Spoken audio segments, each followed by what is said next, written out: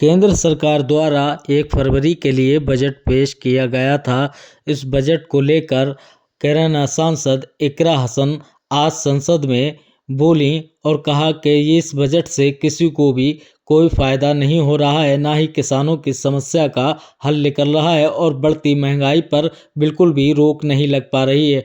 Budget पेश होने के बाद कैराना सांसद इकरा हसन संसद में आज गरजीं और उन्होंने कहा कि किसानों की बढ़ती हुई समस्याओं को लेकर उन्होंने संसद में रखा और स्वास्थ्य व्यवस्था और शिक्षा को लेकर उन्होंने एक अहम चर्चा की। वहीं संसद में आज उन्होंने किसानों की बढ़ती हुई समस्या को लेकर अपनी बात रखी। भारत के संविधान के आर्टिकल 38 भारत को एक वेलफेयर स्टेट के तौर पर पेश करता है और सरकार की जिम्मेदारी है कि बजट और उससे जुड़ी वेलफेयर स्कीम्स के जरिए इन आर्टिकल्स को हकीकत में लाया जाए। इसलिए यूनियन बजट सिर्फ एक आंकड़ों की किताब नहीं, बल्कि सरकार की प्राथमिकता और वेलफेयर स्टेट के संविधान से जुड़ी वफादारी का आईना है। सरकार की जिम्मेदारी है कि इकोनॉमिक पॉलिसीज, जिनमें बजट भी शामिल है, ऐसी बनाए जाए जो गैर बराबरी को कम कर सके और सबसे ज्यादा गरीब वर्ग को सहारा दे। बजट वो लाइफलाइन है जिससे शिक्षा, स्वास्थ्य, पेयजल, social security, SC ST minority, गरीबों की भलाई के लिए स्कीमें चलाई जाती हैं। मगर ये बजट को देखकर महसूस होता है कि ये भविष्य के निर्माण से ज्यादा हेडलाइन बटोरने का एक दस्तावेज है। इससे सबसे ज्यादा प्रभावित होने वाली वही लोग पीछे छूट रहे हैं जिन्हें सरकार के सहारे की सबसे ज्यादा जरूरत थी। वो किसान जो बढ़ती लागत से परेशान हैं, वो नौजवान जो बेरोजगारी का सामना कर रहे हैं, और वो औरतें जो निजामती रुकावटों से जूझ रही हैं, और वो गरीब जो महंगाई के बोझ के तले दबे हुए हैं। This government is proudly marketing the income tax exemption of 12 lakhs. But the question is, how many Indians even earn that much to benefit from it? Only 2.2% of Indian population pays direct taxes, whereas no relief has been given in regards to indirect taxes, the burden of which falls on everyone, especially the poor and weaker section of the society. This clearly shows that this is not an inclusive budget. GST की ऊंची दरों ने आम आदमी की कमर तोड़ दी है। जरूरत इस बात की है कि खाद्य सामग्री, दवा, स्कूल की किताबें और जरूरत की चीजों पर टैक्स कम किया जाए। पेट्रोल, डीजल पर टैक्स कम करने की कोई कोशिश नहीं हुई, जिसका सीधा असर हर नागरिक पर पड़ता है। आर्टिकल 41 कहता है कि सरकार को ये कोशिश करनी चाहिए कि वो अपनी इकोनॉमिक हालात और रिसोर्सेज के हिसाब से लोगों को रोजगार दे। इस बजट ने बेरोजगारी दूर करने की दिशा में कोई ठोस उपाय नहीं दिया है। नई नौकरियों की बात तो छोड़िए, जो पहले से थी वो भी खत्म होती जा रही हैं। स्किल डेवलपमेंट प्रोग्राम के नाम पर करोड़ों खर्च किए जा रहे हैं, मगर सवाल ये है कि ट्रेनिंग लेने के बाद कितने नौजवानों को असल में नौकरी मिल रही है। सरकार के पास इसका भी कोई आंकड़ा नहीं है। सरकारी विभागों में लाखों पद खाली हैं, मगर भर्ती का कोई प्लान नहीं है। आर्टिकल 45, जिसके द्वारा सरकार की जिम्मेदारी है कि हर बच्चे को 6 साल की उम्र तक फ्री और ज़रूरी तालीम मिले ताकि उनका बुनियादी तालीमी डेवलपमेंट सही से हो सके, जिसको संसद ने शिक्षा का अधिकार अधिनियम बनाकर और भी मजबूती दी थी, परंतु इसकी ज़मीनी हालत क्या है वो किसी से छुपी नहीं है। नगरीय क्षेत्रों में सरकारी स्कूलों में शिक्षक ना होने की वजह से स्कूल बंद हो रहे हैं तथा दूरस्थ ग्रामीण क्षेत्र के स्कूलों में टीचर ही नहीं पहुंच पा रहे हैं। सरकार कह रही है कि डिजिटल इंडिया और AI से तालीम का इंतजाम होगा, मगर जरा जमीन पर देखिए, उत्तर प्रदेश में सिर्फ 22% सरकारी स्कूलों में कंप्यूटर है। मेरे संसदीय क्षेत्र कैराना में कई सरकारी स्कूल शिक्षक ना होने की वजह से बंद हैं और मदरसा एजुकेशन के बजट में 57% की कटौती कर दी गई है। क्या यही सबका साथ सबका विकास है?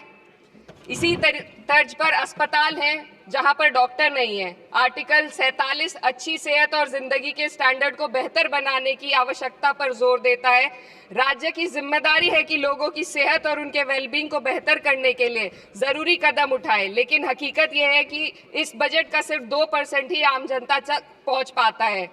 शामली जिले में 84 डॉक्टर की पोस्ट स्वीकृत है, मगर सिर्फ 29 डॉक्टर काम कर रहे हैं और गायनोकोलॉजिस्ट मात्र 1 है।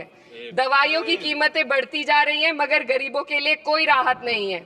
सरकार ने महिलाओं के लिए बजट बढ़ाने का दावा किया, मगर 81% इसका बजट सिर्फ पोषण योजनाओं में डाला गया है। महिलाओं के रोजगार, उनके इकोनॉमिक इंडिपेंडेंस और सुरक्षा के लिए कोई ठोस योजना नहीं बनाई है। बेटी बचाओ बेटी पढ़ाओ का बजट घटा दिया गया, जिससे साफ है कि ये सिर्फ नारेबाजी थी और कुछ नहीं। किसानों की बदहाली हम सबके सामने है, लगातार चलती आ रही है। 2016 में कहा गया था कि 2022 तक किसानों की आमदनी दोगुनी होगी, मगर 2025 आ गया और एमएसपी पर कोई ठोस गारंटी आज भी दी नहीं गई है। गन्ना किसानों का बकाया अब तक नहीं मिल पा रहा है, और तो और उत्तर प्रदेश में अभी तक गन्ना मूल्य भी तय नहीं किया गया है। डीएपी, यूरिया और खाद की कमी से परेशान किसान आज भी सड़क पर प्रदर्शन कर रहे हैं। मजदूरों के लिए जो सबसे बड़ी योजना मनरेगा थी, सरकार कहती है कि मनरेगा ग्रामीण भारत की रीढ़ है, मगर बजट में कोई भी बढ़ोतरी नहीं मिलना बहुत शर्मसार है। औसतन 44 दिन का ही रोजगार मिल रहा है, जबकि स्कीम 100 दिन की गारंटी की होती है। भारतीय रेलवे देश के लोगों की जीवन रेखा है और इसी से यहाँ के लोगों की आर्थिक एवं सामाजिक जिंदगी चल रही है। देश के हर हिस्से को रेल कनेक्टिविटी से जोड़े जाना सरकार की कल्याणकारी नीति का हिस्सा है। मेरे संसदीय क्षेत्र कैराना के रेलवे से जुड़ी 2 मांगे लंबे समय से लंबित हैं। दिल्ली शामली सहारनपुर रेल लाइन का दोहरीकरण और पानीपत शामली मेरठ लाइन का सर्वे अति शीघ्र ही कराए जाने की बहुत पुरानी मांग को बजट में शामिल किया जाना चाहिए। देश भर में बिजली की दरें बेहद असमान है। उत्तर प्रदेश में ये दरें बहुत ज़्यादा हैं।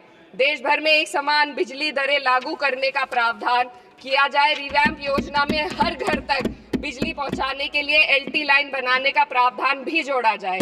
कृषि उपकरणों व खाद डीएपी को जीएसटी से मुक्त किया जाए। किसानों की एमएसपी की मांग को पूरा करने के साथ साथ उत्तर प्रदेश के किसानों को गन्ना मूल्य निर्धारण पिछले वर्ष से बढ़ाकर किया जाना बेहद जरूरी है। जनपद शामली व मुजफ्फरनगर को एनसीआर में तो शामिल किया गया है, परंतु वहां पर कोई विकास नहीं हुआ तथा उसको कोई भी लाभ नहीं मिला है। वहाँ के लोग सिर्फ प्रदूषण के बाध्यकारी नियमों से परेशान हैं, इसलिए दोनों जनपदों को एनसीआर की सीमा से बाहर किया जाना चाहिए। मेरे संसदीय क्षेत्र में मैं कुछ चीज़ें बजट स्पीच में ऐड करना चाहती हूँ। एक, ट्रॉमा सेंटर और जिला अस्पताल के अपग्रेडेशन की भी मांग है। जनपद शामली और सहारनपुर में एक महिला डिग्री कॉलेज खोला जाए। कैराना में सर जस्ट कंक्लूडिंग, यमुना नदी के घाट पर सौंदर्य कार्य का भी कार्य जोड़ा जाए। जनपद शामली में टेक्सटाइल पार्क की स्थापना की जाए और जो संसद निधि है, सांसदों को केवल 5 करोड़ रुपए दिए जाते हैं और एमएलए, उत्तर प्रदेश के एमएलए को भी 5 करोड़ दिए जाते हैं। हमारी मांग है या तो इसे बढ़ाकर 25 करोड़ किया जाए या फिर सिरे से खारिज किया जाए। The union budget was an. और अपने विरोध को मैं 2 पंक्तियों में आपके सामने रखना चाहूंगी। बेदम हुए बीमार दवा क्यों नहीं देते? बेदम हुए बीमार दवा क्यों नहीं देते? तुम अच्छे मसीहा हो, शिफा क्यों नहीं देते? मिट जाएगी मखलूक तो इंसाफ करोगे, मुंसिफ हो तो हश्र उठा क्यों नहीं देते?